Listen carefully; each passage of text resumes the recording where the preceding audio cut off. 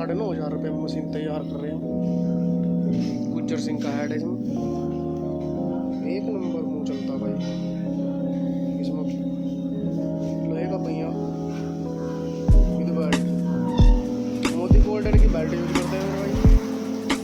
ये एक नंबर चलती है जी, बनती भी नहीं किसी प्रकार की, कोई दिक्कत नहीं आती। कमाने वाले गंडास से ये हमारे यहाँ ये भाई के लिए तैयार हो रही है। तीनों भाई काम करते हैं मेरे भाई। हम हो सके आज इसकी डिलीवरी हो जाएगी मशीन की। किसी भाई को मशीन चाहिए हो या किसी बात को संदेह हो, 2 HP मोटर उजाला एक नंबर मार का चलता है। इससे बेहतरीन मशीन को बनती है।